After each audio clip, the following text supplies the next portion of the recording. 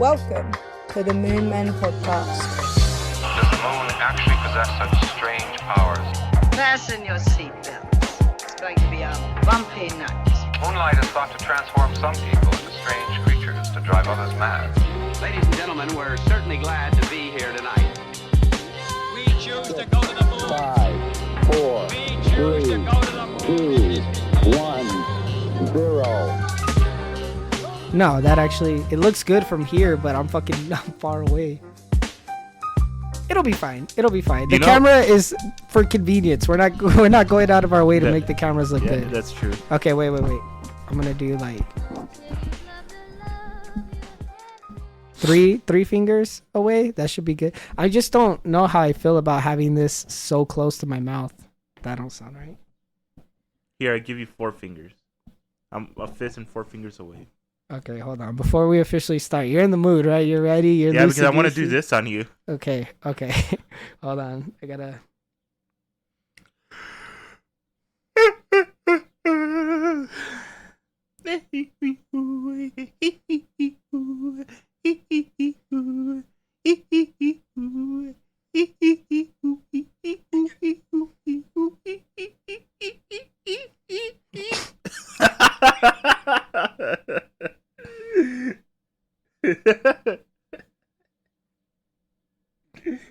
Devin, we can't let my juice die so quick. Your juice always dies. You'll start off and you're aha! And then by like 20 minutes into the episode, you're all, I set the mood, that's why. no, man, you can't do that. Hold on. Should have. Give me like 2. What are these? Cough drops, don't. They're nasty as hell. Are they? I'm not really coughing that much right now. I think I'm good. All of the phlegm's been coming out of me recently. And mine's still in me. Did you do this right now? You're all, you're all, No, mine are still in me. no, you did this afterwards. No, I did this before. No, you or did during. this. During. Stop being funny, okay? I gotta get in the podcast mode and you're fucking me up. Are you just advertising your cup because my cups are here? No, is it that says what we're my doing? name on it, that's why. Oh, so you just want people to think that this is your show. Oh, hold on. Well, I don't see anything that says Devin on here. And Devin spelled your way. You don't want to cover the logo? What logo? This? No, it's just a... On your shirt. I don't know if they're going to be able to see it, to be honest. Coffee with attitude. You're such a fucking Karen, Devin. Oh my fucking god. Well, you're a white girl from Wisconsin. Normally you would see this, okay. but this is the branding, man. What the fuck am I supposed to do about it? Put a fucking fat sticker on there. Speaking of stickers, have you ordered more stickers or not yet?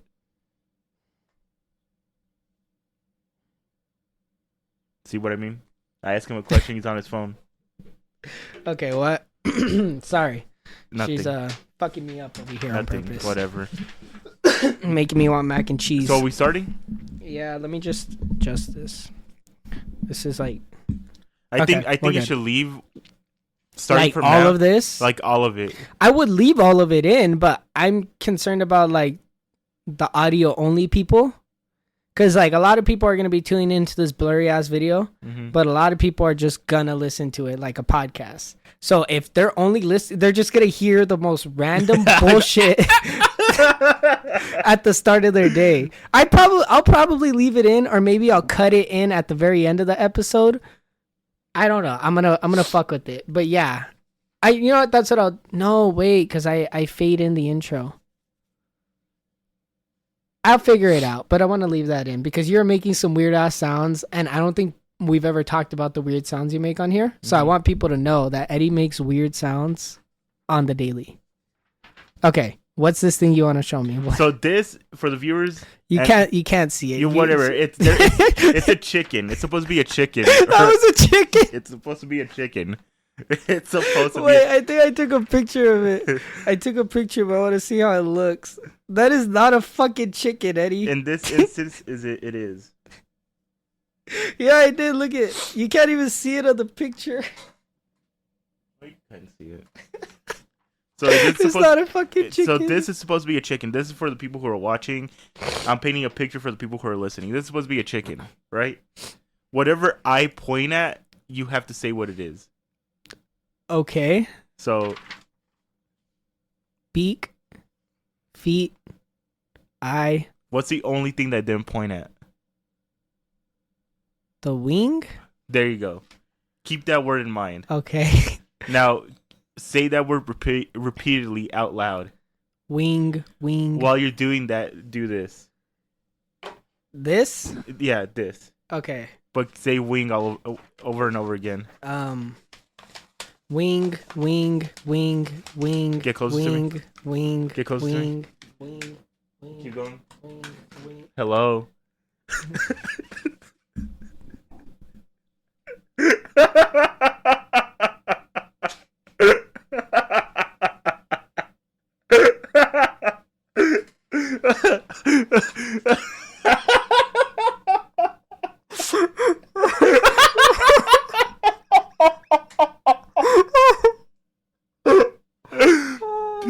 I don't want to do this show anymore. Fuck you. Fuck this podcast. I can't believe you just got me doing that stupid shit on camera, man. I was like, what the fuck is this? Why am I doing this? Are my fingers gonna come together? It's gonna make a chicken, and then you're rolling it up. What's he doing? Hello, you fucking bastard. I am so flustered. If you guys only heard that segment, go and watch it. Just watch it. Fuck you. What was that? Where did you learn this? So a couple of years ago, there was a YouTuber named David Dobrik, and he used to do a lot of dad jokes. He used to include dad jokes in his videos, and one guy did that, so it stuck with me, and I forgot about it until recently. One night I couldn't sleep. I'm like, you brought it back? Yeah, I brought it back. So it's back. It's back in black. I thought I had no idea where that was gonna go. But at like 6 different points, I started trying to figure it out. I'm like, oh, it's gonna be the hair, like his little mohawk. But then I was like, wait, chickens don't have mohawks. And I was like, wait, yeah, they do. And I was like, he forgot the thing on their neck. Because don't chickens have something right here? Yeah, but it's a chick. It's supposed to be a little chick. Little chick. That is not a fucking chick, Eddie. I would say go show it to the camera. But it's gonna. Are we even in focus? Yeah, we're in focus. Oh. I mean, let me. Yeah, I mean, we'll be good. It's fine. All right. Like I said, the video's out of convenience until we can justify buying an $800 camera. Right. Because I'm not going to buy it right now. That's why I've been telling you we should go to Bookman's to see if they have cameras there. And then what? We're just going to find some random camera from 2013 that records 1080p. You know, I know a decent camera that we can buy, a good one that's been reviewed. It's $800 though. I don't feel the need for us to go through that purchase right now. The most expensive thing we bought for this show was probably the audio interface. No, it's this. Oh no, was it that? Yeah, the audio interface was $350. Oh. No, $300. These were like, they're technically $260 each, but we got them on sale. Mm-hmm. So that's the most expensive thing that we bought for the show. We don't need to jump it all the way up to $800 just yet. Yeah, but if we could get a camera that still shoots 1080p, and we could get 2 of them for like $400, that's okay. I mean, we can at least go to check it out. Not today. Yeah, not today. I don't want to go today. Neither do I. I want to go home. Can you tell I'm sick? Like, am I Not really, but I guess when you just said that, I kind of heard it a little bit. I'm sick. Mm-hmm. You know, I heard it a little bit. Welcome back to the Moon Man Podcast, everybody. I'm your host, Devin. That's your co-host, Eddie. Say hi, Eddie, for the one time. I forgot it. For those of you that don't know, Eddie's got a bunch of fucking stuffed animals. Well, there's one up there. There's a SpongeBob behind the pair of pants. What's that guy's name? I don't know. What's the cat's name? Mr. Meow. Is it in honor of Mr. Meow? Mm-hmm. That's sweet. So, let me open up my third eye real quick. I've actually been waiting on this one all day because I was like, I'm not going to use that a new pack? Yeah. Bought it on Saturday. Came with 20. I have. 19. Imagine. I have like 8 left. So, a little more than halfway. It's a new brand. Trying it out. They're cheaper, so I want to see. Zone. Here, you want to play with it? Yeah. Look at this one. I'm so excited about this, but I've only used it once. It's got this. It's got a place to chuck them. So after I'm done, I could put it in here, and then close it. If I don't have a trash can near me. That's kind of cool. It is kind of cool. They care about the environment. Was I stretching? No, your short little arms weren't helping. All right. So, Dragon fruit. without ruining this entire conversation with your stupid ass joke, Do you think that picks up? it's picking up, but I don't know if it's gonna bleed into the episode. You don't. Okay, whatever. Would you want to live forever? It depends. The Earth is gonna explode sooner or later, right? Mm-hmm. Am I gonna be floating around in space?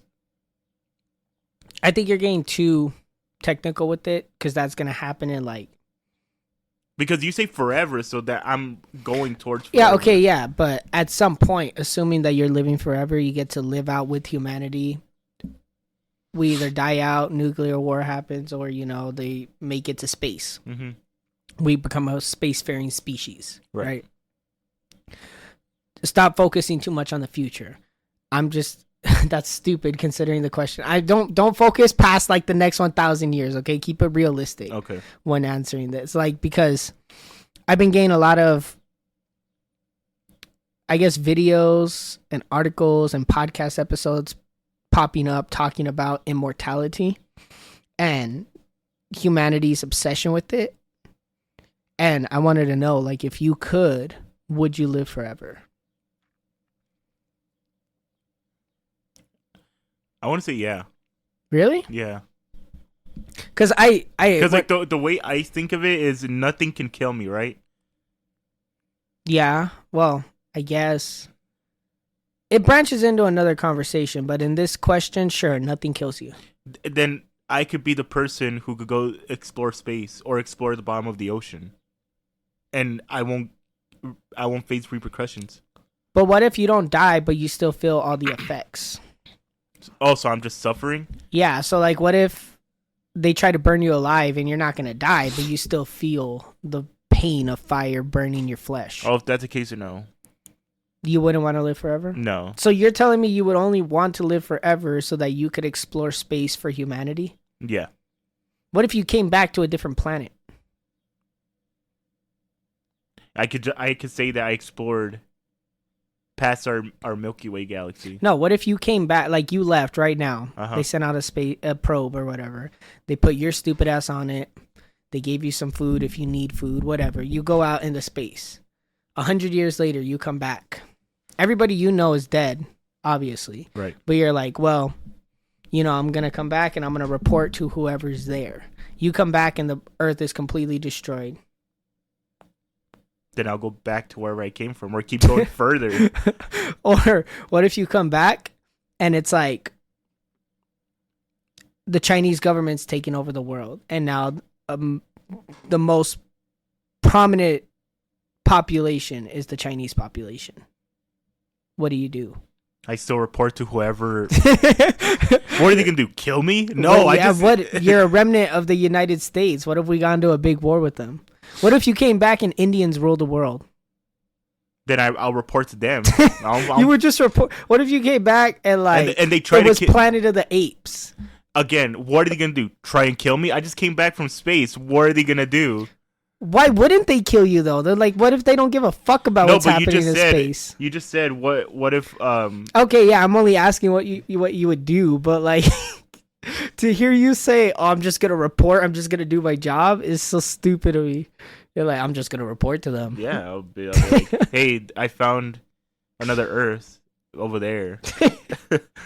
It'll take you just turn it right at. It'll take you 50 light years to get there. But you'll see it Yeah. What if you did that?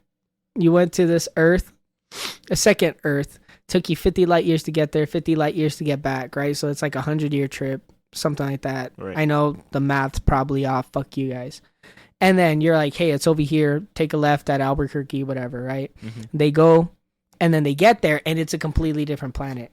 Like, when you were there, it was green and lush, and, like, people could live there. And by the time they get there, it's dead. And then they go back to Earth, and it's dead. What if you just killed all of the rest of living civilization? Well, should I close the blind? No, it's fine. It's going to change. It's cloudy right now. Who gives a shit? Well, if that's the case, it's their fault for not choosing immortality like me.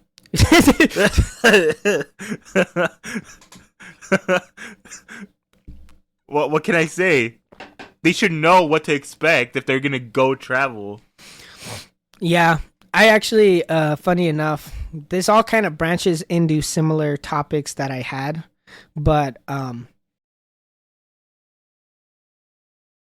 I saw a video on this recently where they were talking about how there's most likely aliens out living somewhere in the Milky Way galaxy, Right. but we'll never get into contact with them, kind of like what we were talking about in that episode a couple episodes back, because of how hard space is to conquer. And that's what kind of that's what brought up a lot of these questions, right? So like, you going to that planet, you find a good planet, and then you come back, and by the time they all get over there, it's a completely different planet. Like, that's something that could actually happen, you know? I need to pick my mouth. What? I've never seen that before. That is disgusting. You wanna look? There's a bubble. I will punch you. But why have you been getting those? Hold on. What would you do before I continue Okay, on? yeah, actually, because I'm branching off too quick. Yeah. So with immortality, I wouldn't do it. No? No. Because this ties in. Okay, I'm remembering the conversation I wanted to have before I stirred in another direction. Stirred? Turned? Steered. Steered. There we go. You understand me. Yeah. You know that? I appreciate you. Get to Rob the said point. we're like a couple. I could see that. Fuck you. Because he said I wear the pants. But get to your point. I will walk out. Okay. I've been carrying this show on my back for the past 2 years. You said that joke already. You can't keep using it. You can't keep getting away with it. Who said that? I don't know. That does sound familiar. It's from Breaking Bad, but someone said it to us recently. Who? I think it was your brother. Doesn't matter. I wouldn't choose immortality because when I was listening to this discussion on it, they were talking about, you know, immortality and being able to live forever or whatever, right? And a big part of the reason why they were discussing it was because of certain technologies that are being developed at the moment that are trying to basically achieve the first steps in immortality or something close to it. Are you talking about So like cryogenics, Neuralink, and there's other companies a lot like Neuralink that have been functioning since, you know, the early 2000s. It's not here yet. Well, it's not even a jet, it's a regular plane. It's the jets we have to worry about. Yeah, I don't think it's going to pick up. There are other companies like Neuralink that have been building since like the early 2000s or early 2010s at the very least, that are trying to achieve the same thing, where they're trying to get to a point where they can upload our consciousness and our brain into computers, essentially creating immortality in a way. But, you know, it's... But even then, that I wouldn't consider that immortality, because your conscience is still alive, but your soul isn't. Well, that's where the discussion of a soul comes into play, right? And I don't think you have to be like religious or even very spiritual to believe that you have a soul, because I don't think that if we were to take your entire personality and your consciousness right now and put it into a computer, it would be the same thing. It's not. It would be a clone. It's gonna just be an AI talking. And you know, there's actually programs that I found out about this today. There are programs available as of right now, where you can get a taste of uploading your consciousness onto the internet. No, that's scary. So there's one where they will interview you, and you have to answer audibly, and they will save all your audio clips, and then your loved ones can, log onto this website, search you up, and then they'll be able to talk to you. No. And they'll ask you questions like, how's your day going? And then you'll say, oh, it's been going great. How's your day going? No. But the caveat with that is that it's only going based off of the answers you've given. So you would need to put in like millions of answers for it to really know who you are. And its default setting is happiness. So it doesn't really pick up on moodiness or like irritability or even sadness. So they would only ever get happy-go-lucky Eddie. And they would only ever get the answers that you've uploaded. But that's for till now. That's as of right now, yeah. There are other ones where there are programs out there that are being developed where you can join a waiting list to have your consciousness uploaded into a computer after you die. So once you die, they would take your body, scan your brain, and then kind of upload everything about you into a computer.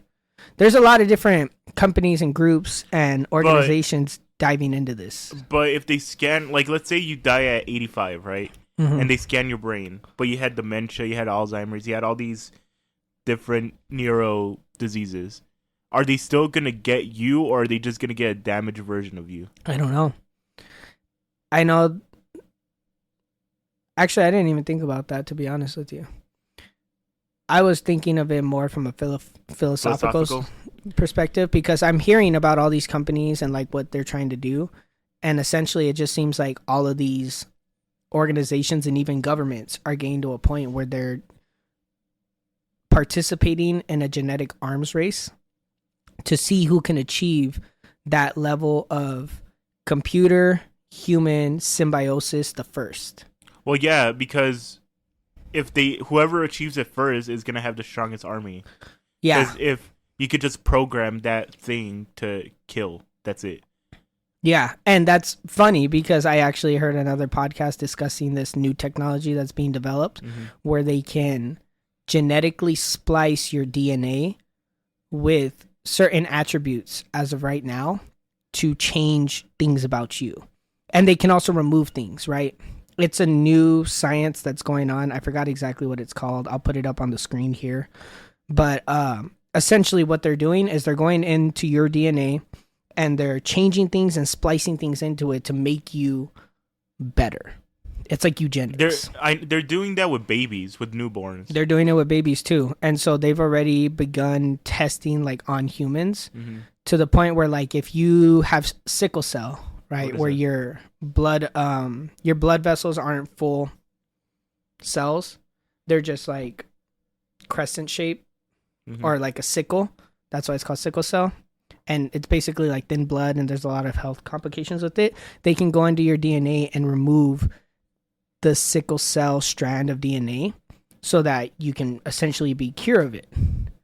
And I know they've already done one experiment in 2018 where they operated on a person.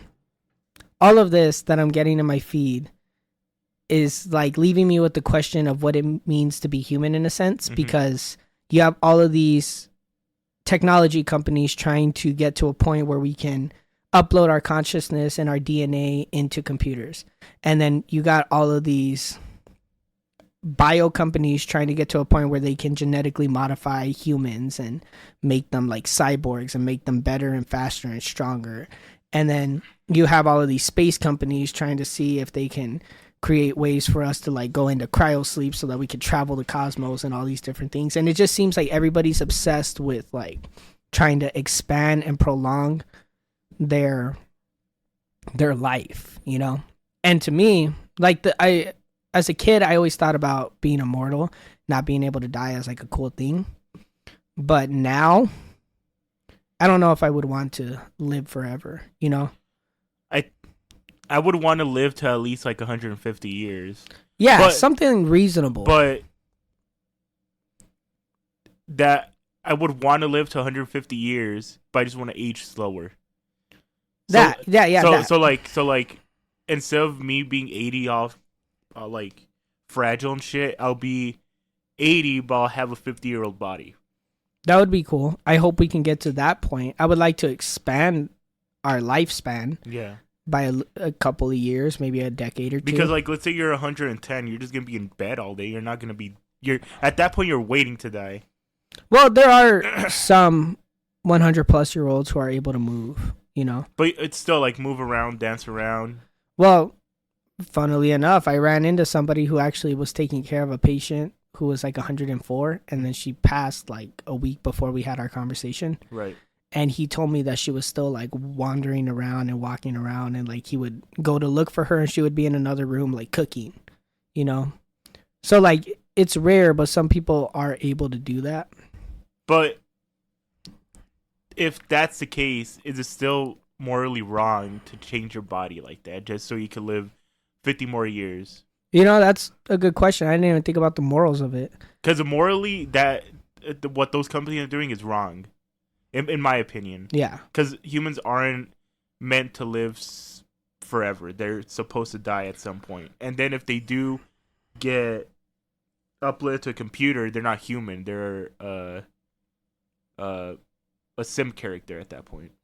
I agree. I completely agree, because I couldn't really fathom having my conscious and my entire being uploaded onto a computer and then being alive after I'm dead. Like, you know, like think about it. Like the more I'm thinking about it, like, are you still making memory? Like, it's still like you. Okay, like, so you die. They take your mind as it is right now. Let's right. just say you die tomorrow, right? And then they take your mind as it is right now. Is the Eddie that we get on the computer gonna be the same Eddie that we had? And even if it's very similar and it's hard to tell, is that still you? Is the Eddie in the computer still Eddie, even if he's making the same jokes? Even think of it like this: like, let's say a newborn dies, right? And they get their brain. Is it still growing like a human, or is it just learning more about humanity and how it's supposed to act? Kind of like in Blade Runner a little bit, like where the cyborgs. Have you seen Blade Runner? Yeah. Yeah, where like the cyborgs are trying to like figure, or they're androids. The androids are trying to figure out like if they're human. Mm-hmm. You know, it's like that. Because if I died, you uploaded my consciousness onto a computer. Is that computer me now? You know, am I that computer? Am I gonna remember? No, it doesn't have a soul. But like, am I gonna remember dying and then being uploaded into this computer? Am I gonna be able to make new memories? Am I gonna still want to do the thing? Like, if I get my consciousness uploaded into a computer, am I still going to want to play games on my off time? Am I still going to want to find love? You're just going to be like a Jarvis, maybe. But that's the thing. Like, how are we going to know for sure? Like, if we uploaded your consciousness into a computer, is that Eddie still going to want to make movies? No, because all those movies in the past from the 70s and the 80s say that robots don't have feelings. They just do things. Like Terminator. Terminator doesn't have feelings. He just does what he has to do. But that's the question, though, because if we actually get to a point where, because some scientists have come out and said that we are on the verge of getting to a point where we can upload our consciousness into computers. So I think he predicted by like 2040 we'll be able to get to that point. I feel like the governments are going to ban it, just like a bunch of states are banning lab-grown meat. Regardless of the meat, even if we do get to a point of technological advancement where we're able to upload our consciousnesses like that, like, is that going to be something that they desire in that new body in a sense? What do you mean? Like, because think about it. If you take your consciousness and put it into a computer, are you going to still want the same things that you did when you were in a human body? Obviously, you're not going to need to really eat or sleep. So is that going to change the way you like look at life? Because those are two crucial elements of being human that play into our desires and we don't even realize it. So now you have unlimited energy. You could do anything you want, essentially, right? So like, are you still going to want to watch movies? Are you still gonna want to like, you know, go to the park? Are you still gonna want to like talk to people? Like, what happens to you after your entire consciousness gets uploaded? I think eventually it's gonna learn. So it just has to take one brain to actually realize that it could start doing those things. Because like I said, it's not going to be experiencing things, it's going to be learning things. And it's just going to take one brain to realize, hey, I could also experience this and learn at the same time. So it's going to teach everyone else. Like AI, it's just going to grow stronger and stronger. It's kind of like you said earlier to me. It's not really human. It's just what it thinks it means to be human, right? So if your entire consciousness, your entire being is uploaded into a computer, are you just a copy of that thing, or are you going to now be able to continue your life in a digital space? You know, are you just going to be trying to do things that you would have done if you were human because that's what you've been trained to do?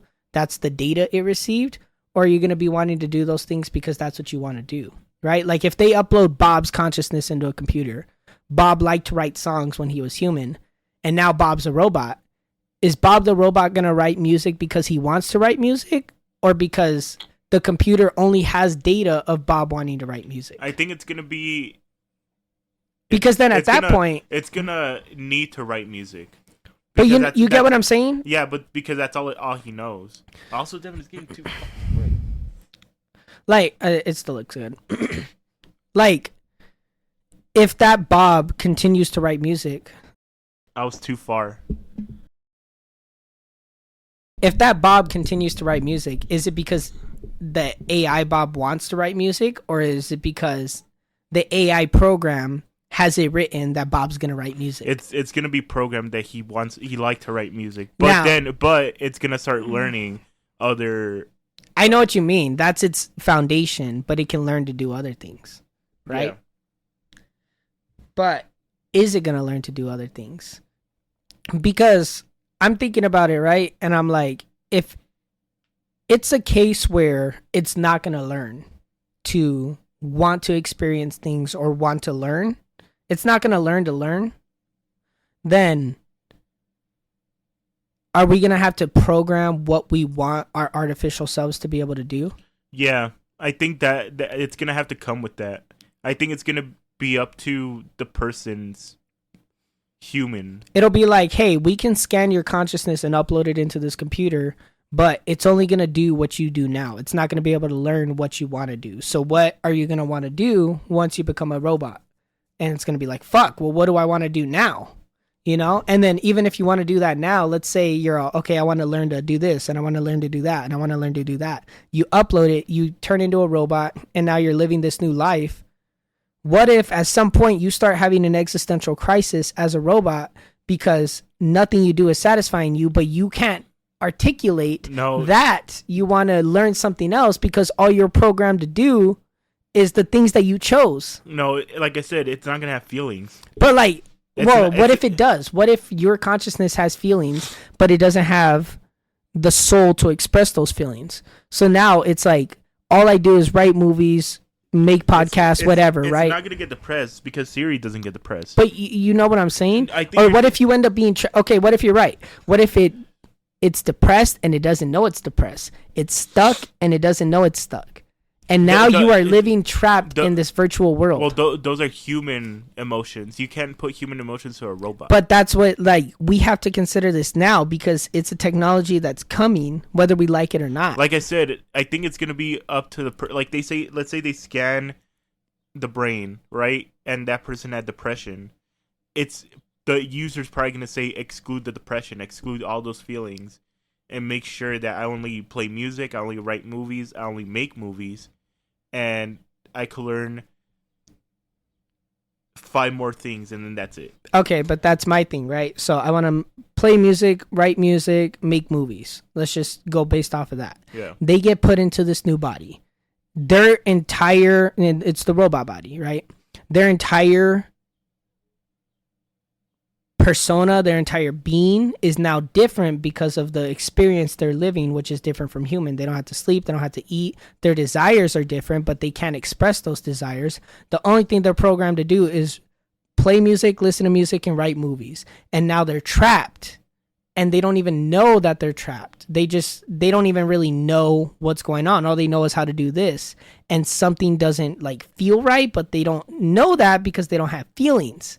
And we just trapped ourselves in this experience that we thought we were gonna like. Well, because if we upload your consciousness into a computer, it's gonna be a different Eddie, even if it's the same Eddie, and you're gonna be experiencing things different as a robot versus as a person. So what if that robot you is like, making movies is pointless. I've scanned the internet. I've done all this research in a matter of seconds, and I realized I don't want to make movies. There's no point in making movies. What I want to do is write code for NASA or whatever, right? But he can't do that.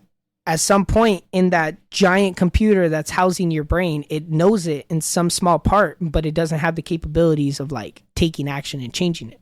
Or what if it does? And then what if our robot selves start to change from our human selves? What if you get uploaded into a computer and then you get a whole new perspective on life that no human could ever imagine, and you're like, I'm going to change up my entire personality because of what I now know and what I want to do with my robot life? There's so many questions that go into this. Yeah, but I feel like they're all answered by just one answer, and it's however the person wants it to act. So if like, you were going to upload like your consciousness, what would you choose right now? What I would want to do? Yeah. Probably let's just go with those three things you said: make music, write movies, watch shows, whatever. Okay. I'll die. My conscience gets uploaded there, and I do those things over and over again. I'm not gonna have a concept of time because I didn't program it like that. I don't even know if robots do have a concept of time. Like, if you're an artificial intelligence, time kind of becomes meaningless to you because you don't have things to worry about. You don't have to worry about when you got to take your next shit, when you got to eat, when you got to sleep. You know, you don't have to worry about trying to manage the time in the day because now you can do whatever you want at all points. No, but you're not going to want to do whatever you want. You're only going to do the stuff that you program to do. Now let's go into that. If you program yourself to do those three things, like, is that the life you want to live after you die? Well, I'm not living but you know what I mean. Like, well, it doesn't really matter. But it's not you. It's not like, hey, Eddie, this is what's going to happen. Yeah. I'm just saying it like as a broad concept, because if there are people out there considering uploading their consciousness into computers, signing the petitions and the waivers now, you know, paying thousands of dollars to have their consciousness uploaded right before they die or after they die, you know, getting cybernetic enhancements inside of their brain so that they can start to upload parts of themselves into the computer, onto the internet. Like, these are things that they have to consider. These are things that I think everybody should consider at this point, because is that the life you're going to want to live? You know, like, what if you upload your consciousness right now, 25 years old, whatever, right? Well, you're not 25, but you upload your 25-year-old's mind into the computer, your desires, whatever. You never update it. You die when you're 75. And then they pull like a backup, right? Like a data backup. They pull your 25-year-old conscious into the computer, and then they re-upload you. You're not going to remember the last 50 years of your life. You're going to be a completely different person. If you had kids or grandkids, they're gone. You don't remember them. You don't even know who they are. They're going to be wanting to talk to Pappy Eddie, and Pappy Eddie's not there. It's just Eduardo from when he was 25. You know? Like, these are weird things that I don't think people are considering. And then what if you do upload your consciousness when you're a lot older, right? But you've already got content with like living your life and you feel like you've achieved everything you want to achieve, and now you're in this AI body. What are you going to do with yourself at that point? I think you're battling these questions with the human too much. what's you're battling that question and that scenario too humanly, because you're adding emotions to something that's not. If we ask Siri how she's feeling, she's not gonna give us a. Actually, ask her. I want to see how Siri's feeling. Hey Siri, how do you feel today? See, sorry, I don't understand. That's creepy. So it's. Wait, let me try. I want to see if she'll talk to me. How are you feeling today? I'm pretty good, thanks. Oh. What is your... How do I phrase this? What do you want to achieve in life? Sorry, I don't understand. Do you have any dreams? Sorry, I don't understand. See.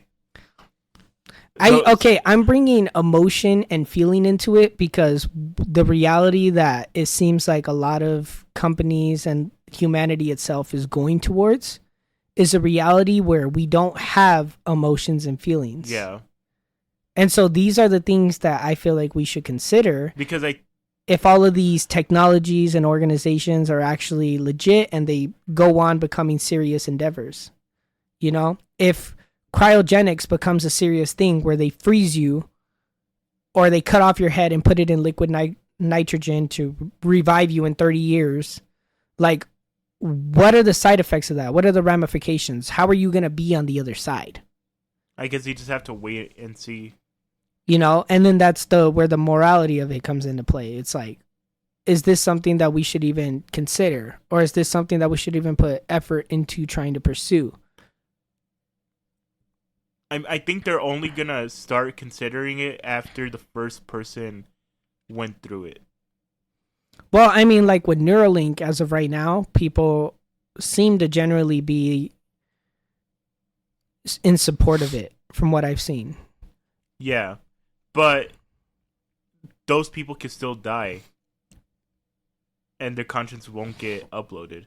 No, but the big reason why Neuralink was invented was because Elon Musk was inspired by a sci-fi series that he read, wherein the series itself, they have this like mesh helmet that they put on their head where they're able to upload their consciousness into a computer and simultaneously live as a computer and a human. And his whole goal with Neuralink, at least from the presentations that I heard on it, were him stating that it's supposed to enhance our life. Like, it's going to make you smarter. You're going to be able to think faster. You're going to have like an unlimited database of memory and knowledge. And what he's trying to do is combine our brains and computers, essentially. And his Neuralink is the first step in that. I thought Neuralink was mainly purposed to be like a... Like, if you get sick, it's just gonna help you get better. Not necessarily, no. It's not like there's a bunch of microcomputers going inside of you and like fixing your body. It's more about your consciousness and your brain being connected to a giant computer. Oh. And being able to control computers with your brain, kind of making you one, you know? Oh, okay. Obviously, it's got benefits for people that have physical ailments or disorders that prevent them from living, you know, normal lives. Like the guy who has the Neuralink installed in him right now, you know, I forgot what disease he has, but he's not able to move his body, right? And like he even said, one of the things he likes to do is play chess, but he couldn't play chess because, I mean, you technically could. I'm not going to get on that, but he couldn't play chess the way he wanted to play it because he couldn't move his body. But now he could play online chess, which is something that he was doing with the Neuralink. And I like saw they a video like that. Yeah, and like they stated, he stayed up all night playing video games because he was just so excited to be able to like control the characters in the video game. Hold on. Can we take a break? My back is hurting. Yeah, we'll be right back after these messages. Holy crap.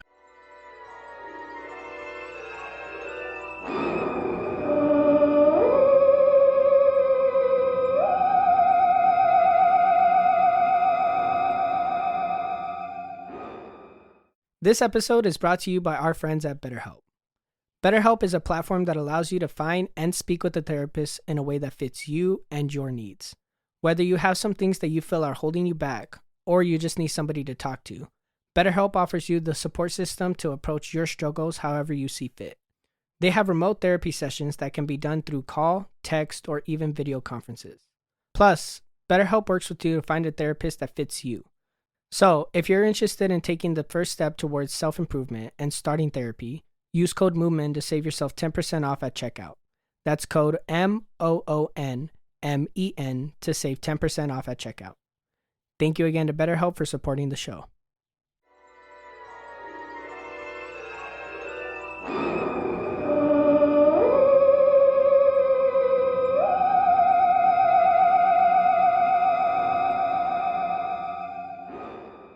And we're back. Where were we? I don't know.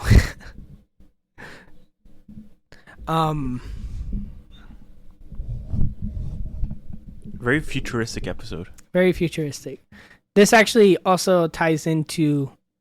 Well, I want to get back to the space conversation because I wanted to talk about that a little bit more. But this ties into, I guess, a question that I heard, which you might have heard as well. It's supposed to be one of the most dangerous questions to ever hear because once you know about the question and the information inside, then you become subject to being tortured. What do you mean? It's a dangerous question. So if you don't want me to tell you about it, that's understandable. But what's the question? Well, do you want to know about it? Because once you know the information, you're kind of screwed. It's one of those. Like, what do you mean? I'm confused. Okay. There was a question that somebody asked on a forum that this science channel talked about and that I heard about, and I wanted to bring it up and talk to you about it. Right. But the contents of the question are quote unquote so dangerous that once you become privy to the information that the question is regarding, you then open yourself up to the possibility of being tortured or imprisoned or something of that nature. Okay, I'm alright. You really don't want to know? Well, I don't want to be in prison. Well, it's only how seriously you'll take the information, but that's for everybody here as well. So, like, it's up to you. If you want to skip it, do a mission log on it. I don't know if I want to do a mission log on it because it's not that deep, but it is kind of that deep at the same time. What does it pertain? It pertains to a computer software. But see, that might have been too much information already. Computer software. I feel like I know what you're talking about. You might have, because the video I saw on it had like 2 million views, but it's a little old. The initial question was posed back in like 2010.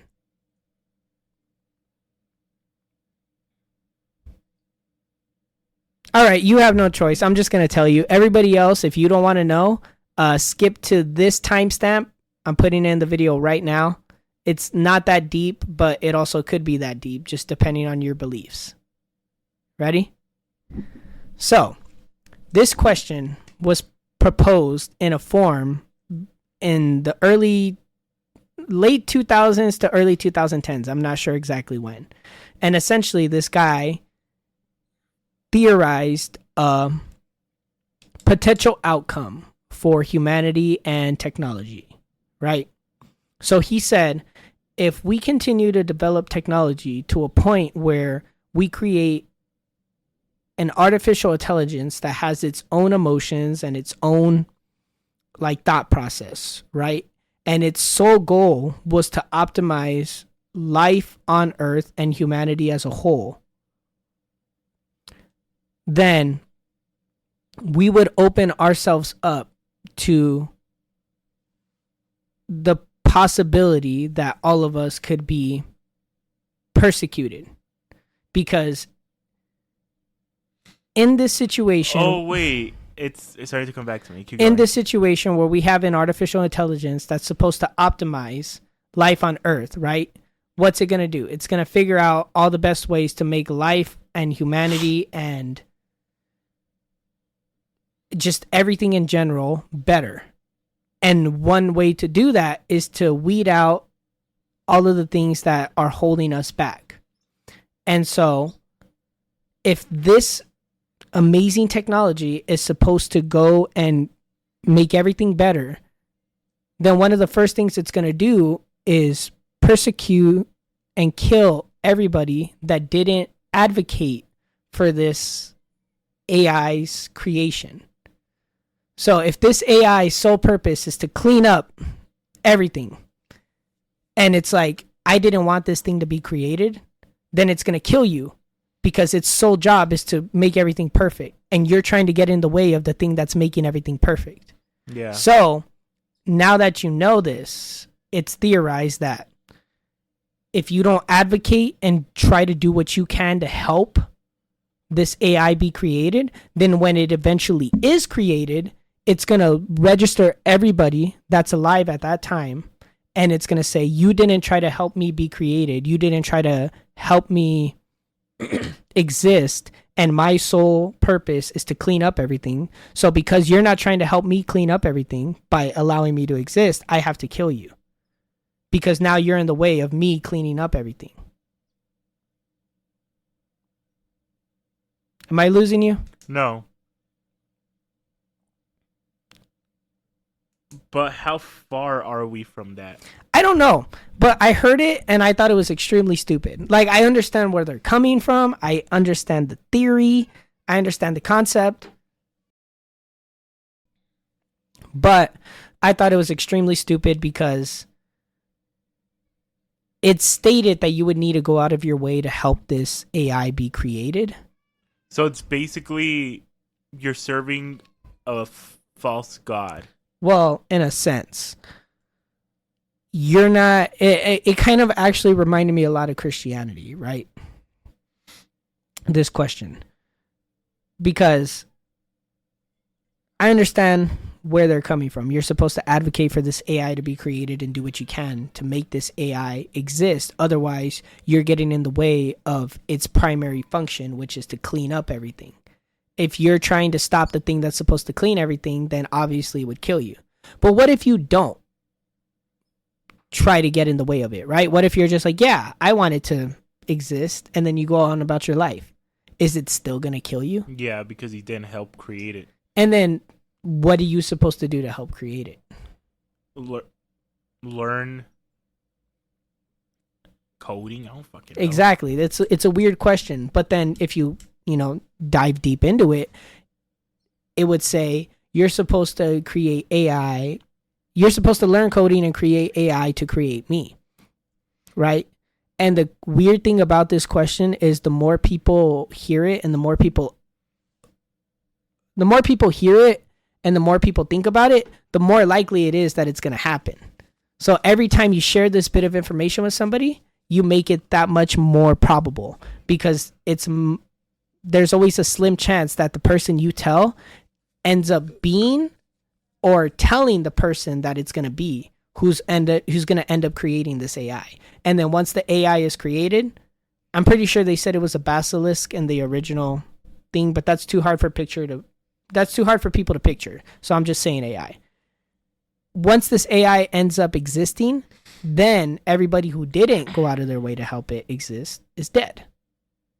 So I just kind of lowered everybody's survivability rate by a little bit, because if it ends up being that somebody who's going to take part in creating this AI heard this episode and then went about it creating the AI, they're safe. But all of us that didn't do anything are kind of fucked. That's why they say it's dangerous information, because it's not even theoretical at this point. It's more of a probability that we're going to get to a point where we create an artificial intelligence that's way more advanced than us. And the best way for it to clean up everything is to kill all the people that are standing in its way. Kind of like Terminator. But then at that point, we've just created a new god. Because now we have to bow down to the AI or it's going to kill us. That's more like a cult. Yeah. Kind of cultish. But I have one question. Why the hell did you ask this question? If you know that it's a probability and you just killed all of us. Because I think it's something that should be discussed, regardless of what the AI may think. Regardless of what society may tell us. I think there are certain things that should be discussed, you know, despite how some people may feel about it, you know? What do you mean? So basically what you told us is, if you don't help AI, it's going to kill you. But by me telling you this, I killed you. In a sense. By me telling you, I have just lowered your probability of surviving because I've increased the chances of this AI existing by exposing it to more people. You're like that soldier that didn't kill Hitler. But I'm not going to be like, well, I'm not going to tell anybody about this because there are a lot of people that say information. There are bits of information that people shouldn't know because it'll harm you or kill you or whatever. And that's true. But I think that having a conversation about any given subject shouldn't be banned. It should. I just can't think of one topic that shouldn't. But then that goes against freedom of speech. You know, like we should be able to talk about, theorize, and discuss anything without it having serious repercussions. So even though there's a chance that we could all die because I mentioned it and then somebody who hears this mentions it and then 40,000 people who saw the video and who saw the original post mentioned it to somebody else who mentioned it to somebody else, I don't think that means that we shouldn't talk about it, because we should. Because then it opens up the slim possibility that the conversation of whether or not it should even be created happens. What? It opens up the possibility for the conversation of it being created or not. I didn't realize that my ringer was on. You stupid motherfucker. So then it actually increases our survival rate a little bit too. It balances out. Because if everybody who hears about it then realizes like, hey, this is dumb, let's not create this, then everybody else will go on and tell people, hey, this is something that could happen. I think it's dumb. Let's not do this. And I know you're going to say it only takes one person to actually build it, and then we're all fucked, Devin. We're fucked, and it's your fault. No, I think it's going to be, like, you're going to tell other people AI is bad. Let's not create it. But then I'm going to be like, AI is not bad. It's just going to be a conflicting issue that's going to be like one of those things that everybody's divided on. The greatest weapon I think anybody can have for any situation is information. So if in the event that this AI that is trying to clean up humanity is born and decides that everybody that didn't help it be created should be killed or prosecuted, then our only defense to fight it is the information that this may happen beforehand so that we have a chance of stopping it. Yeah, but how can we stop it?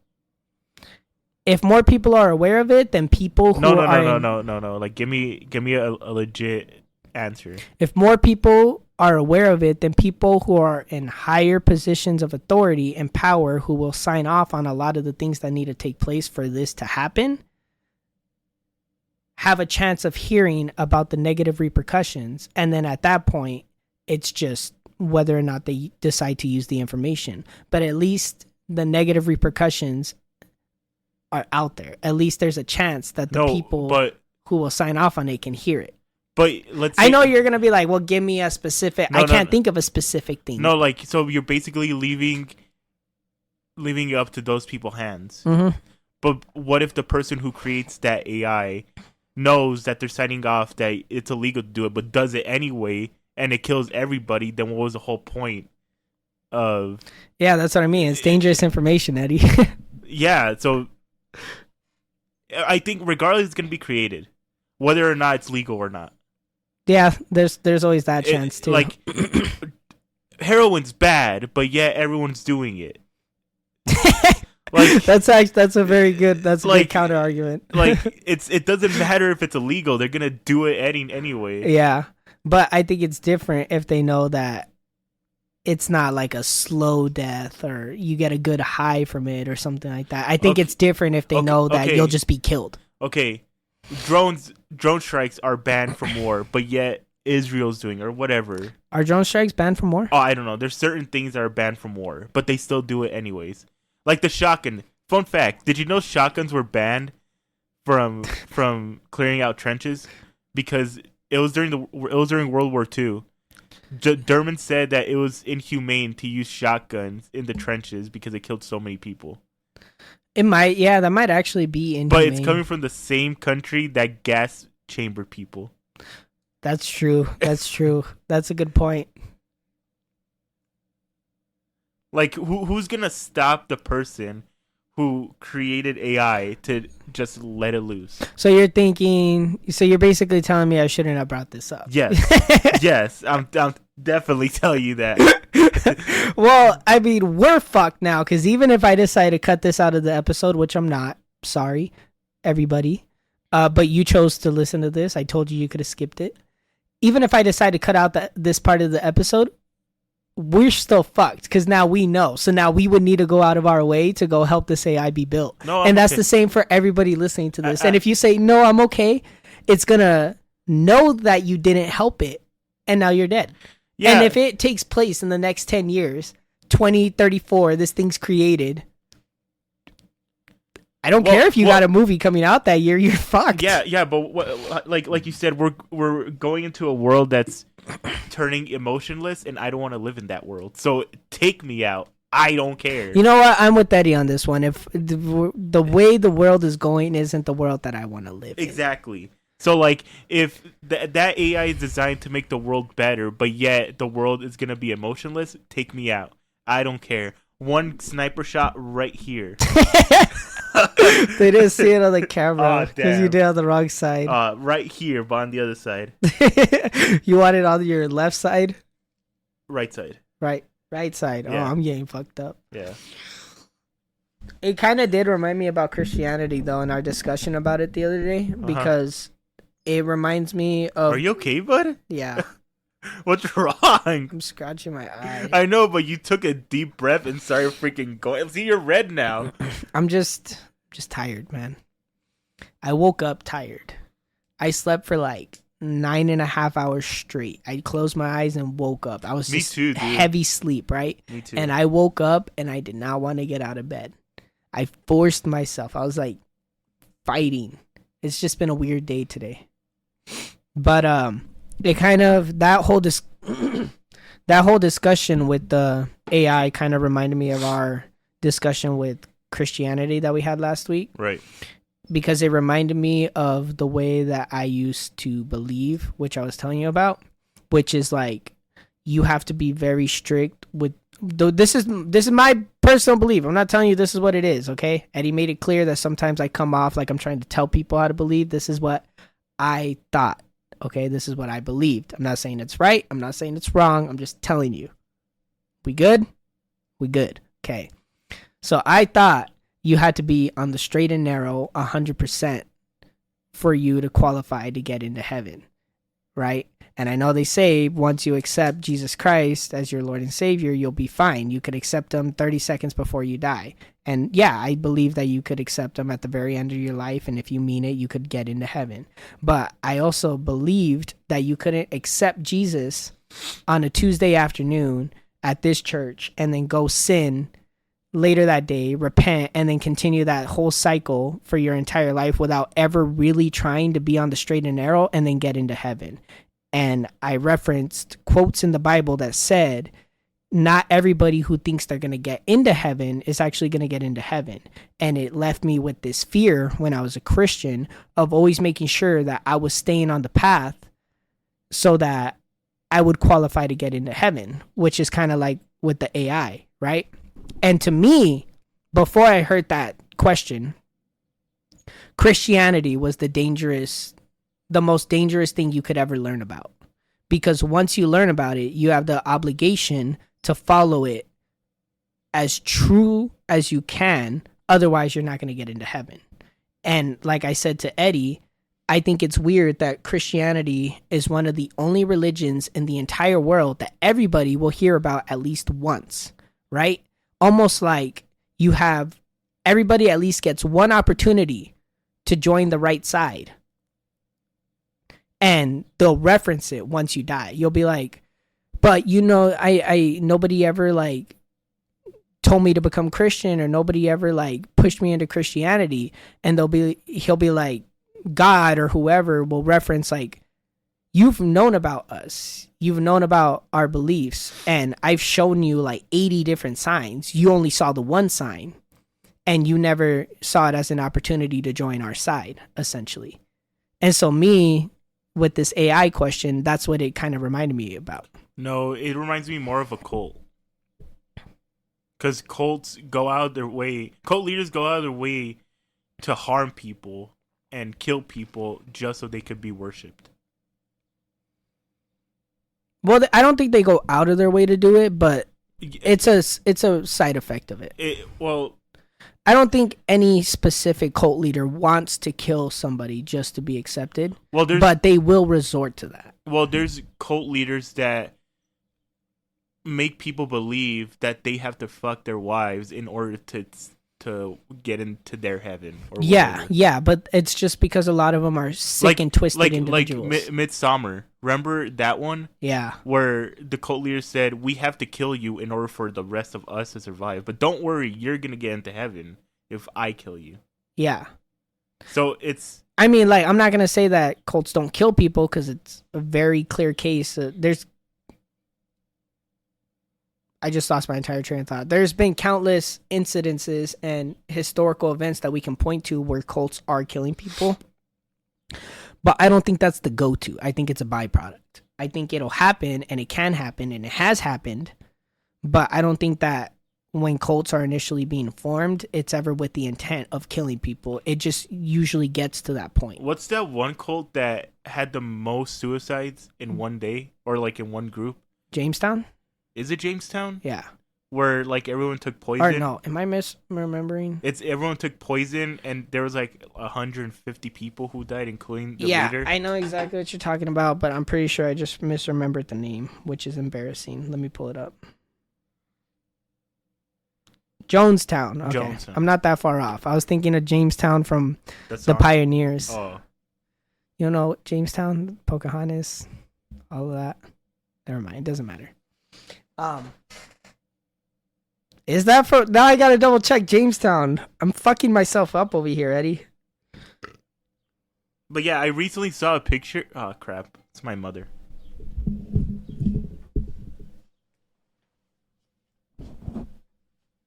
Okay, I'm not wrong. It is from the Pioneers. We'll be right back after these messages.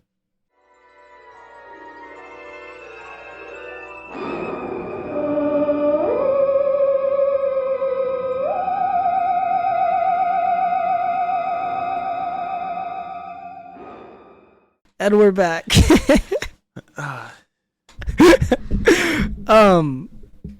But yeah, I saw a picture recently of the Jonestown suicide, and it's so fucking... Do you want to see it? I've seen it. Where it's just a sea of bodies? Mm-hmm. Yeah. It's disturbing. It is disturbing. I was researching a lot about cults when I was writing my first book. That one that... I think you own it, right? It's up there. Yeah. The Christ is Damned? Yeah, you didn't need to say the title. Oh, sorry. It's not available anywhere. I took it off the shelves. You should go back to it. You should revamp it. I did revamp it. I don't know if you have the original or if you have the second. It's down there. Which one? The original. Oh, you do have the original. Well, you had the original and the second edition. So I already... fuck. We're not in focus.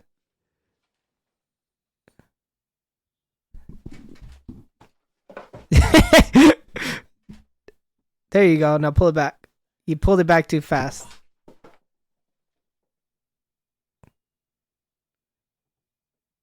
Good? Yeah, I think we're good.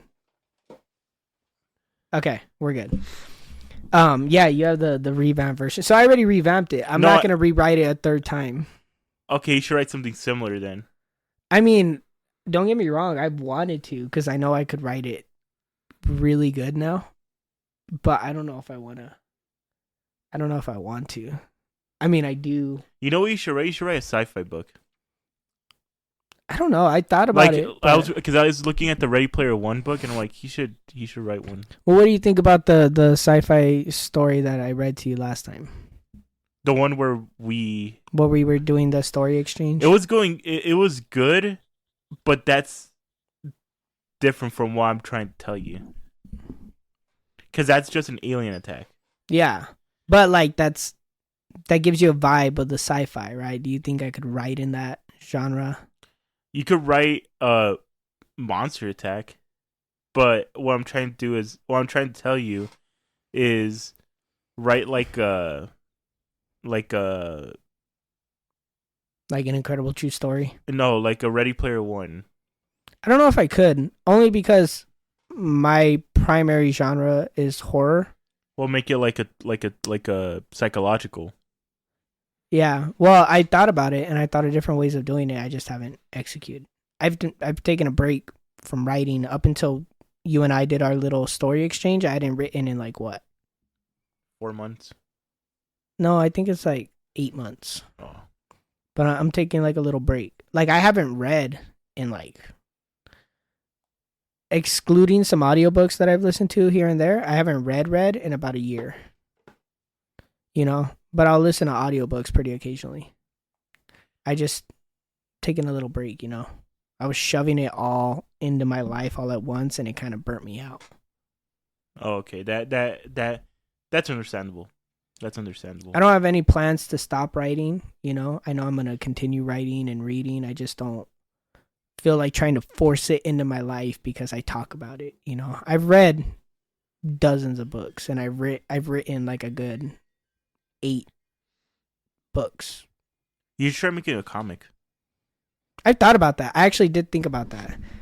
But I don't know if I would want to draw it because I don't really draw that much anymore, and I'd have to like retrain myself. So I want to find an artist. So if there's any of you listening that are down to write a comic with me, I'll write the entire story. I just need you to draw everything because I do not feel like drawing anymore.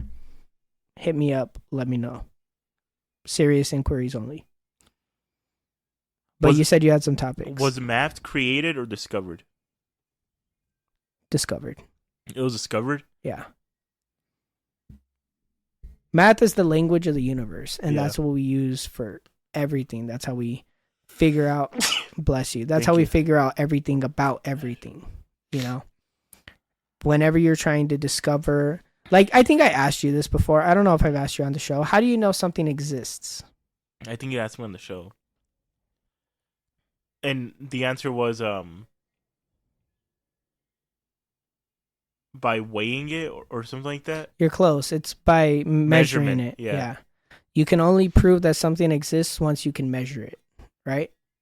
According to science and very smart people. There's a little shitload of dust. I don't see it. So you can only tell something exists if you can measure its weight, its volume, its weight and volume are the same thing. Its weight, its height, its length, its speed, its whatever, right? And that right there is using math as a foundation to justify it. So I think we discovered math, if anything. My thing that fucks me up is when I think about it too hard. How do we know that math, at least the way that we've come to know it, is correct math? You know, like how did we determine 1 unit was 1 unit? Like 1 second is 1 second. How did we determine that 1 hour, or we know 1 hour, but like the smallest fractures, right? How do we know that 1 unit is 1 unit? So 1 second is 1 second, 1 milliliter is 1 milliliter, 1 gram is 1 gram. Probably because it has to start somewhere. It has to start somewhere, but like, how do we know that's what it is, right? We just kind of decided. By measuring. But yeah, but like, you know how much work probably went into that, and like we don't even consider it anymore, right? Like, how did they figure out a gram was a gram? At what point? This kind of reminds me of the revolution, the Industrial Revolution thing that we talked about. At what point, how did they figure out that this was a gram? Undisputably. Because if I gave you a bunch of rocks, a bunch of feathers, a bunch of whatever, and I'm like, Eddie, figure out a gram right now, and then prove to me it's a gram, you got 1 week, how would you do it? Probably because they cut up the rock or whatever to the smallest thing, and then say that's 1 gram. It can't be 0 because it's weighing something. Yeah. So they cut it up to this, which, by the way, isn't a gram, but they cut it up to this small little amount, right? A little tiny dot. Yeah. And then, how do you measure that now? How do you weigh that? That's a good question. Let's ask. No. This is our example, okay? Because you're just going to pull up what they did if you can even pull it up. You cut it down to the tiniest little fraction. It's just a piece of dust, basically, but it still has weight. How do you measure that? How did they measure it back in the day? And then how did they figure out that, that was its own unit of measurement? It's not giving me a straight answer. But you get where I'm coming from, right? Like, at what steps did these mathematicians take to get to the point where we are now? How did they figure out 1 gram was 1 gram? What are the steps that they figured out what were the steps they took to figure out what a gram was, what an ounce was, what an inch was, Probably because they worked backwards. They probably did work backwards instead of forward. I feel like measurements when it comes to like length and height were a lot easier to figure out in regard than, weight and volume. Yeah. Because I feel like weight is probably the hardest thing to like figure out, how much something weighs. Like once you understand weight and once you got a baseline measurement system, you're good, because then you just start figuring out how much everything weighs. But to figure out your baseline measuring system is so fucking complex, and I don't think anybody's ever thought about that except me. Like, how do you figure out your baseline measurement system for weight? Say that one more time. How do you figure out your baseline measurement system for weight? How do you figure out your baseline measurement system for speed? I know they started going based off of light. Stop. How do you figure out your baseline measurement system for weight? So, do you want me to put it up there? Sure. Where's the remote?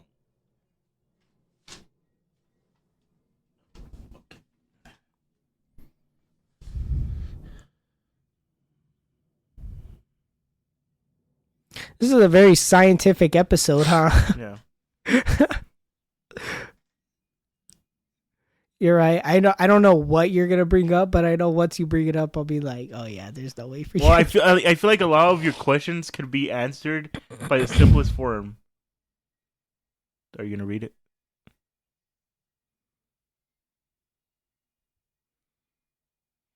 it? Click on it. Click on the link.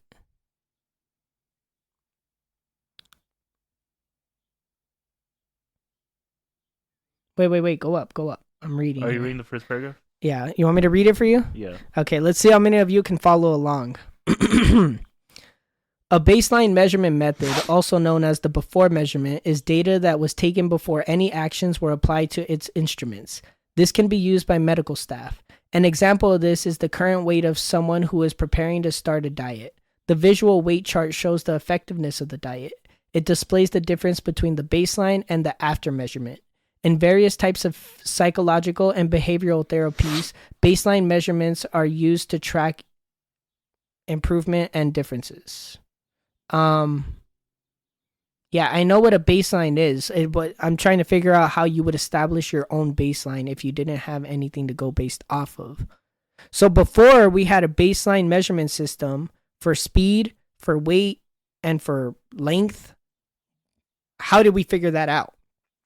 Like I said, it had to start from 0. It had to start from 0. My question is, what were the steps they took to give us this? How did they get from not knowing what things weigh to now knowing that everything weighs this, or this?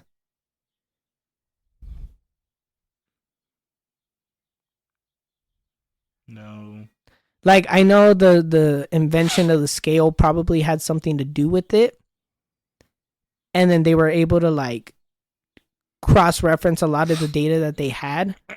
But if you didn't even know what a scale was, like these people were, and you were trying to figure out how much things weighed, and you were trying to create a stable, steady baseline that you can refer to, how would you get there if you didn't know what a scale was? And then you create a scale, and now you have to continue to cross-reference this data against each other to perfect the scale so that your measurements could get more and more accurate.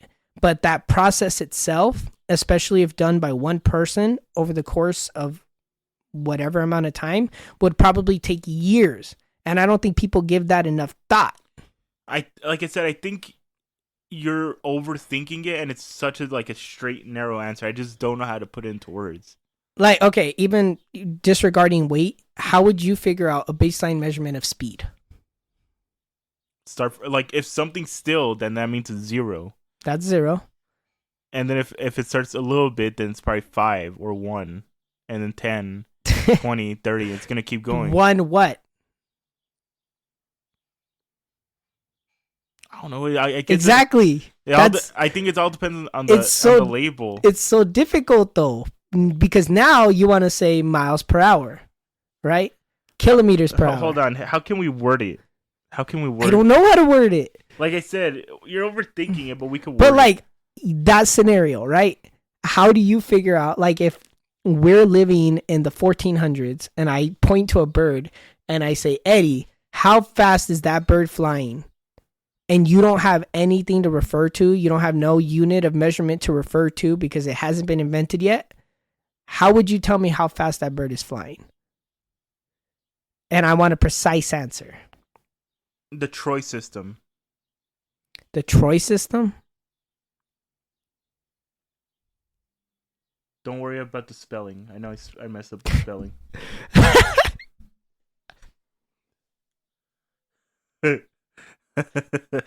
I saw the way you spelled it. The Troy system quickly became highly specialized, used only for precious metals and pharmaceuticals, while the... Eddie, I've never seen that word before. Avoirpus.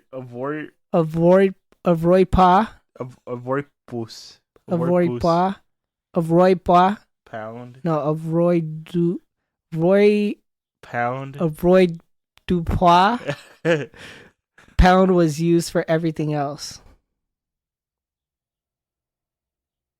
Avoirdupois pound. Well, this is in Britain, so they probably know how to say it.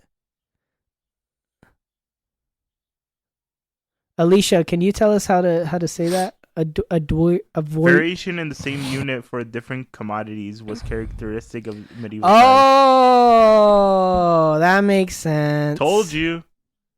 What? Told me what? I told you it's something Explain simple. that to me. I don't know, but it's simple. No, explain that to me. It's simple. You said I told you. I'm fucking confident right now. I told you that it's just a simple ass answer. Hey, can you screenshot that and then screenshot the thing above it and then send it to me and I'll just copy and paste these on the screen. Shit, Never mind then.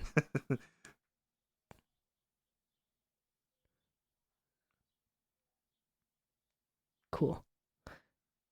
So what'd you say? Oh wait, can you go back to the last page and then screenshot that too? Sorry, I'm just remembering all this because I'm going to be trying to reference this in the baseline measure, the one that we were reading. No. It's not it's spelled with the B. I didn't know that. I thought it was the V. Have you drank it? No. Do you want to? No. We have some. I don't care. Illegally. What was the question? It doesn't matter. I'll fucking find it. Okay. Okay, I got my answer. That makes sense. At least for the time period. I mean, I kind of understood that already. My question was how they got from that point to point B, but that doesn't matter. That's a conversation for another day. I'll have to do my own research on that. So, I heard you had some topics. Yeah. This is a shower thought. What was your shower thought? What's going to happen when there isn't enough room for cemeteries?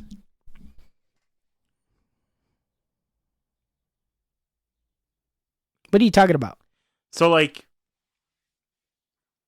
what? Like, let's say 1 billion people died right now, right? Why you do that? It's on the fucking camera. What? You doing this? Yeah, Is that for me or for you? for you. Was I too close? You were like, what happens if a... Fine. I'm gonna talk this far, but don't come at me saying that was too far from the mic. You talk loud as it is, okay? And in the Whatever, last whatever. episode, I heard it a lot. So I was far away. You were too fucking close. So let's say 1 billion people died right now. Where are we gonna bury 700 million of them? Like specifically or like in general? In general. Well, there's lots of places we could bury them. No, but And the thing about cemeteries is that bodies and the materials used for the most part decompose over time. So theoretically, you'll never run out of space to bury people. yeah, but won't that? Like if everybody in our town died right now, Yeah. right? Except for like me and the mortician and the gravedigger. Right. We would gather everybody. We would drive out to the desert. We would dig a mass pit and then just start dumping people in there. Yeah, but you can't technically do that. Why can't we technically do that? 1 billion people just died right in front of us. We're cleaning up the mess. There's a lot of nuances that go with it. What do you mean? Let's say someone owns that piece of land.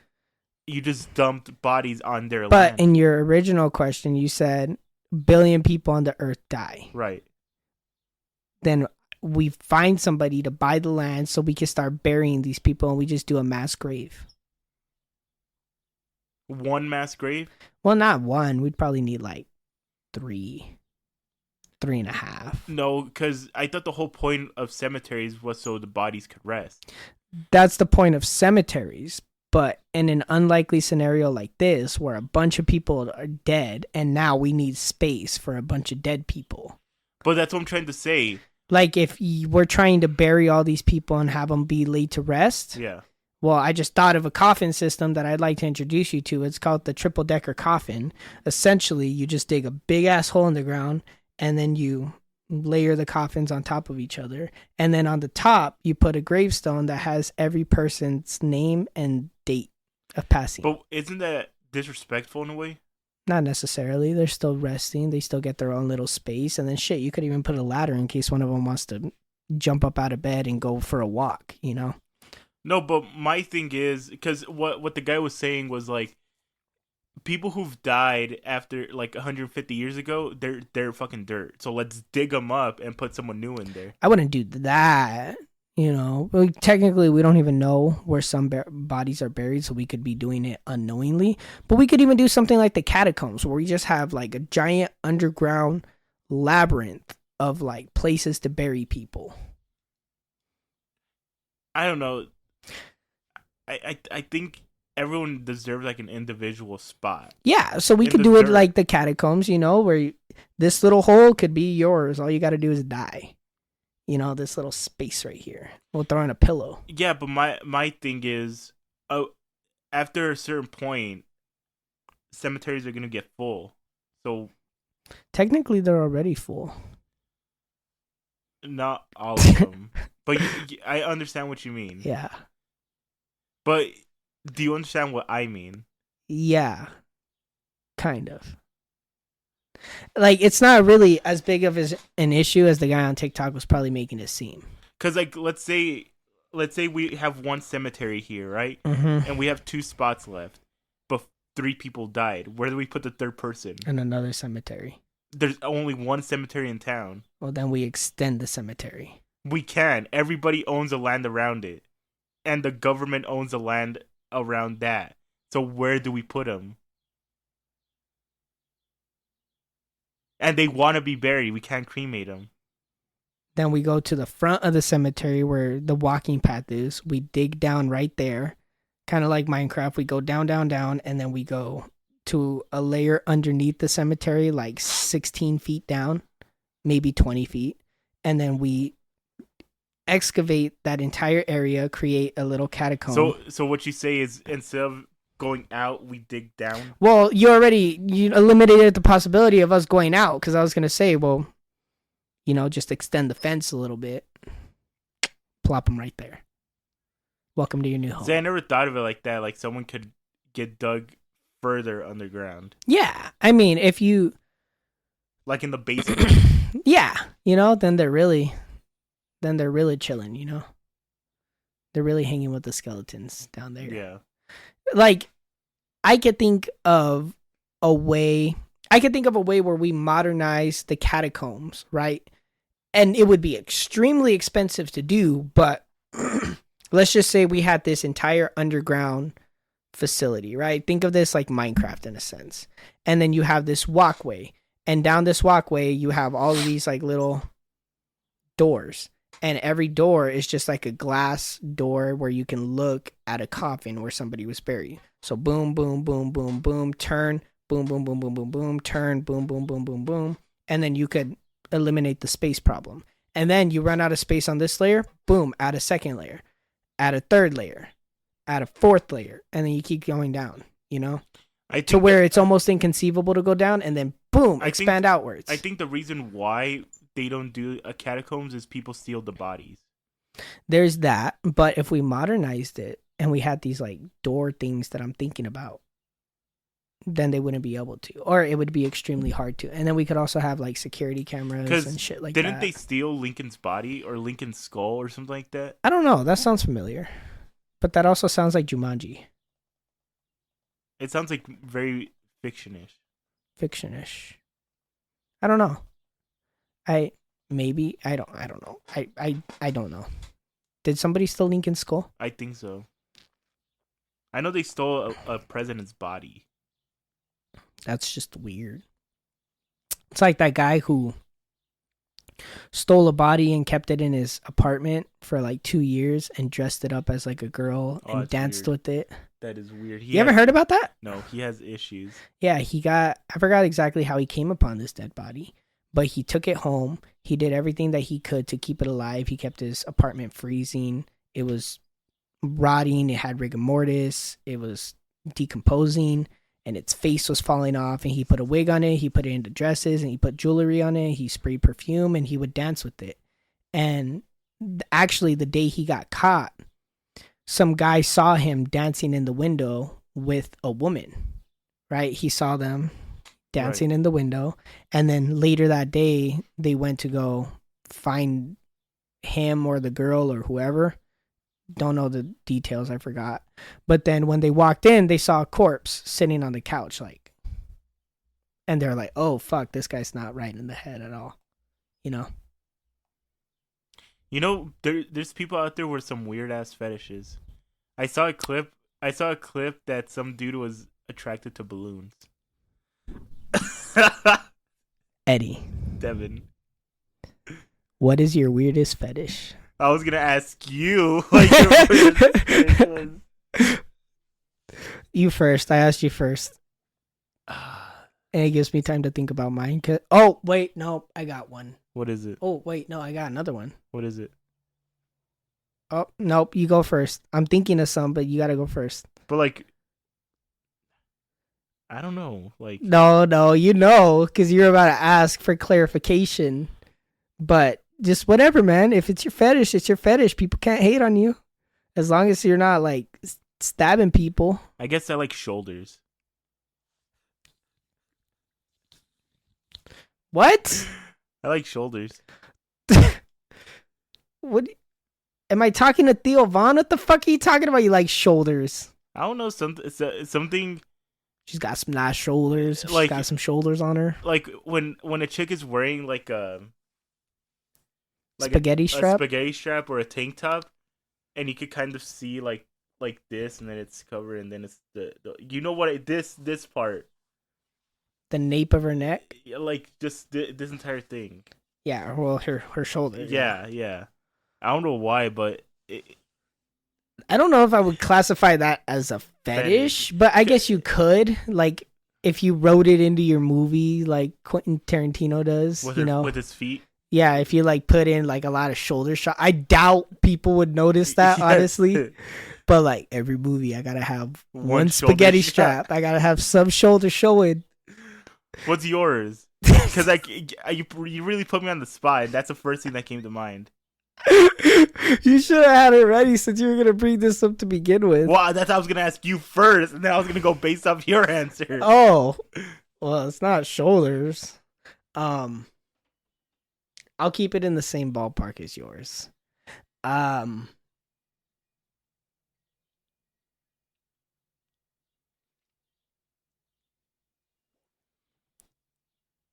I'm struggling to keep it in the same ballpark as Just say yours. You know what? Hold on. Let me think about it, and then I'll cut to when we talk about it. Give me a second here.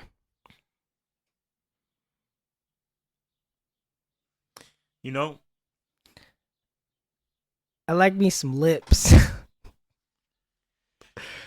I'm trying to keep it in the same ballpark as you. But if we're going to classify your thing as like a shoulder fetish, I could say that I have a lip fetish. Like if somebody's got nice, delectable, like kissable lips, like I'm going to notice it. are you gonna get an instant boner? Not instant boner, but like I'm gonna pay a little bit more attention when you speak, you know? I don't know. I tend to notice people's lips in general, but especially like if I'm attracted to like a girl and I'm like talking to her and I like notice that she's got some like nice lips on her. Right. It's probably gonna be one of the things I notice first. Okay. Keep Keep it in the same ballpark as yours, because I'm not gonna fucking let you get away with saying you like shoulders and then I'm over here talking about like. Yeah, but you really put me on the spot. I was gonna ask you first and put you on the spot. Okay, well, do you have another one now? No, I don't. You didn't think about nothing? No. Do you want me to say something? Yeah. Because I guess some of the things that I'm thinking of are more kinks, like when it comes to sex. Don't tell me. I don't care. But if we're keeping it like fetish, like what would you even define as a fetish? I don't even know. Is fetish just? I'm gonna look it up. Yeah, I need look, classification. Yeah, look it up. Look that hoe up. Fetish is a form of sexual desire in which gratification is strongly linked to a particular object or activity, or a part of the body other than the sexual organs. So I think A man with a fetish for surgical masks. So it could be you derive pleasure from an object, an activity, or a part of the body that isn't specifically a sexual organ. So I don't know if me saying lips would classify as a fetish, because that could be classified as a sexual organ. Yeah. Maybe some ears, if she's got some nice ears. Still sexual organ. Is that yeah, I guess that could be, yeah. Well, actually it is, now that I think about it. Why did I touch my ear when I said that? I don't have a thing with ears, honestly. Well, no, ears could be fun if done correctly. I mean, most of the body is sexual when you think about it. Like, you could say hands, but come on. Yeah. Don't say back. Don't say back. Don't say hair. Don't say feet. Well, feet, totally no. Not feet. Maybe some knees, if she's got some good knees on her. That's where the fourth hole's at. The fourth hole? Yeah. You don't know what that is? What are you talking about, Eddie? You don't know what the fourth hole is? No, what's the fourth hole? Oh my fucking god. Wait a minute. No, go ahead. I want to hear what you're going to say. So, obviously, there's 3 holes between their legs.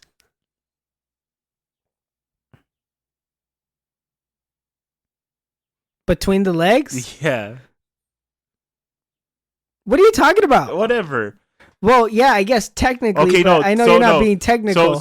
No, two. There's 2. No, technically there's 3. Technically there's 3, but in this scenario, I got it wrong. In this joke, it's the asshole, the vagina, right? Yeah. Those are the 2 main holes. Yeah. Then the mouth is the 3rd hole. Yeah. The 4th hole is behind the knee and leg. It's this thing right here.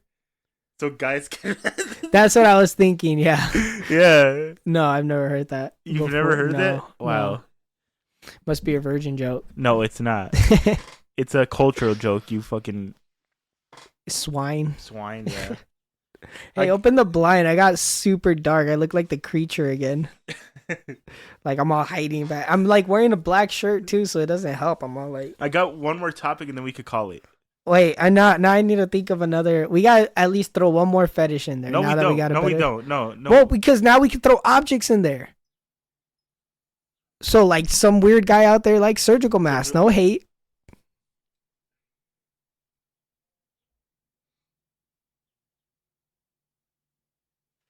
I got one. It's clothing, right? Can clothing be? Technically, don't say fucking spaghetti straps because I'm gonna slap you. No, I like it when girls wear like the tube socks, like these socks. What? Why? I don't know. Really? Yeah. Like long tube socks? No, like my length tube socks. But why? I don't know. Like with sandals? Preferably, I like it when they're wearing yoga pants and the socks go over the yoga pants. Okay, well that's like a look, but okay, yeah. And it's not really the socks you're focused on. Let's be honest. No, but you know what I mean. Yeah, I know what you mean. Yeah.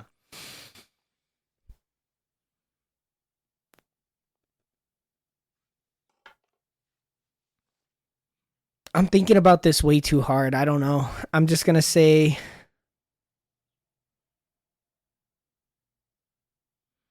Like piercings. I like piercings. I guess that could be a fetish in a sense. Wait, no. I thought about it. Scrubs.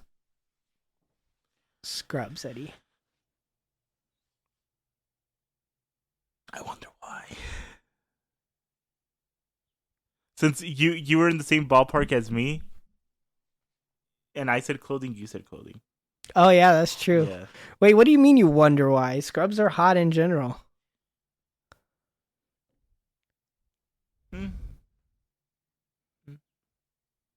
Scrubs, final answer. All right. I got one more topic. Okay. I forgot how I worded it. This has been a really chill, laid back episode, huh? I mean, we've had some scientific discussions. That's why I wanted to add some bullshit at the end. Yeah, it was yeah, too yeah. sciencey. Yeah, it was getting boring for a lot of people. It was getting boring for you. No, I like the conversation. I was just being considerate of the people who don't like these kind of conversations. Well, then fuck them. Whatever. What's the last major event that you remember exactly where you were? I'm pretty sure you've asked me this already. I did? Yeah, and then I made a joke about being there for 9/11. I think that was off podcast. Yeah, I don't know. What's yours? When Kobe died. I don't even remember when I heard about that. Where were you? I was at work. Some guy came. I remember I had this long ass line. It was when I was working at Dollar General. Mm-hmm. I had this long ass line, and some guy came running in, saying that Kobe Bryant died. So we all kind of stopped what we were doing to look online. I even stopped bringing people up. I pulled out my phone, and sure enough, TMZ, Kobe Bryant died in a helicopter accident. Wow, that's pretty cool though. Because it's not pretty cool. Not cool, but it's weird. It's unique. It's interesting. There we go. That everybody pulled out their phone at the exact same time. Yeah, because everybody knows who Kobe is. Everyone loves Kobe. Yeah. So I don't know. That was the last one that I knew exactly where I was. And also when the NBA shut down for the pandemic. I guess just to answer the question, when No, not just to answer the question. Well, I mean, I can't really think of anything substantial other than like when the White House was being invaded. Oh, that's another one. I was caregiving at the time, and I was taking care of this patient that I liked. Wait. It wasn't the White House. It was the Capitol. Well, you know what I mean. And he was watching the news, and I was reading in the corner, and he was asleep actually, but the news was on, and he fell asleep to the news. And I remember like looking up, and they were talking about the Capitol being invaded and all these riots going on, and I was like watching it, and then his wife came into the room, and then she started watching it, and then me and her just kind of looked at each other, and she goes, "The world's going to shit," and then she walked out, and I was like, well, I still got 2 hours, might get back to reading. That's, I mean, I don't know, nothing big. Where were you when Trump said that, when Trump put the whole nation into national emergency or whatever? Declaration of, I forgot what it was. You know what I hate? I fucking hate when people reminisce about COVID and shit, because I never got to stay home. From the moment that he put everybody into lockdown and everybody was staying home and fucking bullshitting for 9 months in their fucking apartments or whatever the fuck. I didn't get that. Neither did I. I know. Well, no, wait. Oh, you didn't, huh? I was an essential worker. Yeah, me too. I was a fucking caregiver. And so I had to keep going to work, which was weird because like we were the ones that were probably going to get it first. So it was actually because of the pandemic that I quit caregiving for a while. I feel like a lot of people did quit that profession. Well, yeah, I was in the fucking healthcare industry with a bunch of people that had weak ass immune systems. I thought you were working at Coke. No, I started working at Coke later that year. Oh. So technically I lied. I did get 3 weeks off while I was switching jobs because I quit. I applied for Coke and then I got it, but my start date wasn't until June. So right at the end of my little 3-week stint is when they put everything into lockdown. And then I was still going to work. So I was at home watching the Sonic movie, probably. I kind of miss those pandemic days. I don't at all. I mean, because to me, it was just a regular life. Like, there was no period of time where I got to sit down for 9 months and chill. And I'm glad some people got that. I'm not going to be a hater. But that time specifically doesn't remind me about anything. Like, it feels the same to me now as it does now, is what I should say. Except everybody was wearing masks. And that's what I hated, always having to carry a fucking mask on me. You know? But even at work, nobody was wearing masks at the place I worked. Probably because it was too fucking hot. Because it was too hot, but also nobody really gave a shit all that much, right? And then when I quit there and I went back into caregiving, I quit there and I went into child protection services. You know, we wore masks sometimes, like when you first met somebody, but you didn't really need one. Nobody really wore one. And then when I went back into caregiving, nobody wore masks there either. So like, to me, it was just normal life. There's probably just less people out on the street. What do you miss about it? The fact that I just stayed home. That's it. You fucking bastard. You just said that you worked. I did work, but I didn't go out at all. Oh. Like. Well, there was that, but I didn't really go out that much as it was at that time. I don't know, like something about it. It's like the whole world actually stopped. All because of one little sickness. I still remember you with your little mask on. I don't know why, like I can picture you with your current work uniform and your little jacket and then your mask, because you'd always pull it down to talk to me.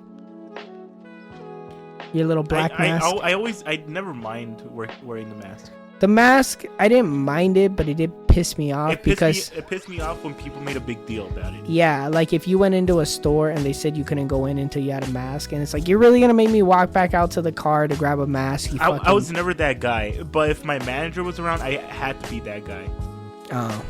But like, let's say I was working alone or something, and someone came in without a mask, I'll be like, oh, I don't care. You know what's funny? Until you brought it up at this very moment, I completely forgot that COVID happened. You know, like in the front of my brain, don't think about it at all. In the back of my head, I know, yeah, COVID happened. It was a thing. You know, everybody was scared. Even I was scared. But I was so unaffected by it the way that a lot of other people were that I just completely like skipped over it in my history. The pandemic is one of those things that your grandchildren are gonna ask you, so you have to remember. Yeah, and you know what I'm gonna tell them?